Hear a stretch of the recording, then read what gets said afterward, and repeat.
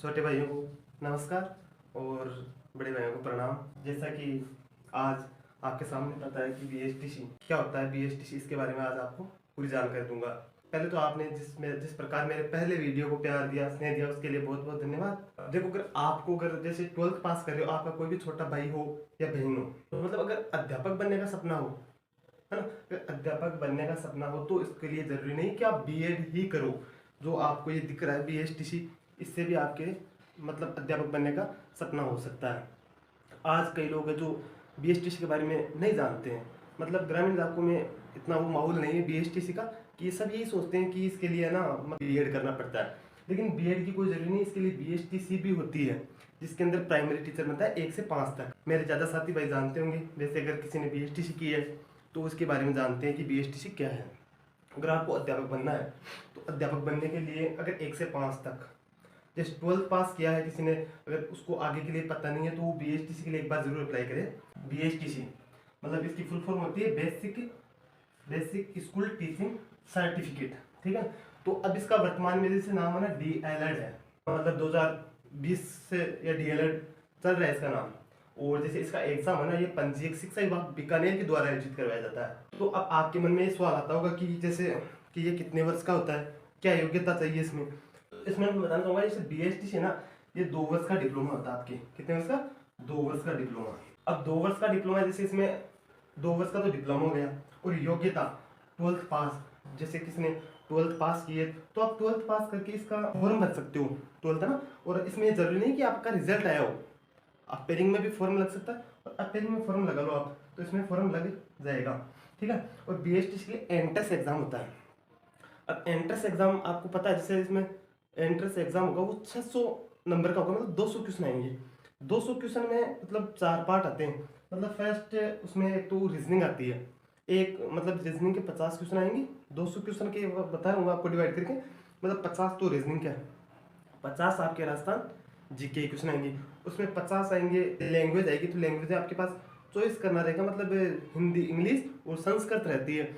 और उसी प्रकार एक 50 मतलब तर्क शक्ति प्रशिक्षण के आते हैं। मतलब आपके जैसे अध्यापक बनने के लिए उसमें आपको क्या सही लगता है, उसके अंदर मतलब 3 नंबर का एक क्वेश्चन होता है, तो 200 नंबर देंगे। तो वो जो 50 नंबर का पार्ट होता है ना, उसमें पहले तो जैसे ऐसा होता था कि हर क्वेश्चन पर आप जैसे कर रहे हो ना, तो उसके हिसाब से जो पूर्ण सही है ना उसमें 3 नंबर देते थे, और फिर जो आधा आंशिक रूप से उसमें 2 नंबर देते थे। अब की बार से क्या हुआ, 2022 से जो ये सेशन चल रहा है उसमें मतलब जो पूर्ण रूप से सत्य है ना उसी का ही नंबर मान रहे हैं, ठीक है ना।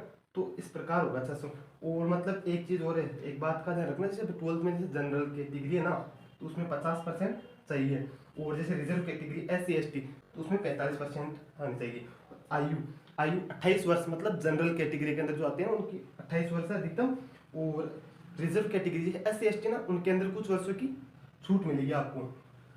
तो मतलब बीएसटीसी क्यों जरूरी है आपको ये भी पता होना चाहिए। मतलब जो प्राइमरी अध्यापक बनता है ना, 1 से 5वीं तक का जो अध्यापक होता है सरकारी विद्यालयों के अंदर, वो इसके द्वारा मतलब एक डिप्लोमा है, ये 2 वर्षीय डिप्लोमा है। मतलब अगर आपके पास ये डिप्लोमा होगा ना तो ही आप रेट का एग्जाम दे सकते हो। मतलब ये तो एक एंट्रेंस एग्जाम है। इसके बाद आपको जैसे अध्यापक की 3rd ग्रेड की जो वैकेंसी आएगी उसके लिए अभी फिलहाल वर्तमान में 2 एग्जाम हो रहे हैं, है ना। तो उसमें एग्जाम देना होगा, फिर आप अध्यापक बन सकते हो इसके द्वारा। बीएड की जरूरत नहीं है। इसमें 2 वर्ष का जो होगा ना तो इसके अंदर आपको 17 से 18,000 रुपये का खर्चा आएगा, ज़्यादा नहीं आएगा। मतलब जो काउंसलिंग वगैरह कराते हैं ना उनमें यह खर्चा आएगा, मतलब जो कॉलेज में जमा होते हैं। और इसमें एक बात और है, अगर आपको गवर्नमेंट कॉलेज मतलब हर जिले की, प्रत्येक जिले की एक डाइट होती है, तो राजस्थान में 33 जिलों की 33 डाइट है। और अब तो देखो जैसे नए जिले बन गए तो उस हिसाब से निर्धारित किया जाएगा, अलग से जो परिवेशन आयोग करता होगा उसके हिसाब से। मतलब 33 डाइट है। अगर आपको डाइट मिलती है जिले की तो उसमें आपको मतलब स्कॉलरशिप के रूप में जो रिजर्व कैटेगरी होती है उनमें वापस मतलब स्कॉलरशिप की व्यवस्था की गई है। एक बात मतलब इसको इतना इजी मत समझना, जो बीएसटीसी का ना आजकल बहुत ही पता आपको मतलब कंपटीशन हाई होता जा रहा है। ऐसे सोचो आप ऐसे नंबर आ जाएगा, ऐसे नंबर नहीं आएगा। अगर आपके मन में अगर किसी प्रकार का हो ना कि इसी प्रकार नंबर, ऐसे नंबर नहीं आएगा। इसके लिए आपको मेहनत करनी पड़ेगी, स्मार्ट स्टडी करनी पड़ेगी। मतलब मेहनत सब करते हैं, जरूरी नहीं कि आप 12 से 15 घंटा पढ़ो, कोई जरूरी नहीं है। इसमें आपको स्मार्ट स्टडी करनी है। आने वाले समय में अध्यापक ग्रेड 3rd की वैकेंसी आएगी, फिलहाल तो चल रही है एक तो तो उसकी नियुक्ति देनी अभी फिलहाल बाकी है। तो आगे हो रहेगी, आप जैसे बीएड करोगे ना, मतलब पीटीटी, उसके फॉर्म 15 मई तक है, वो भी आपके पास ऑप्शन अच्छा है।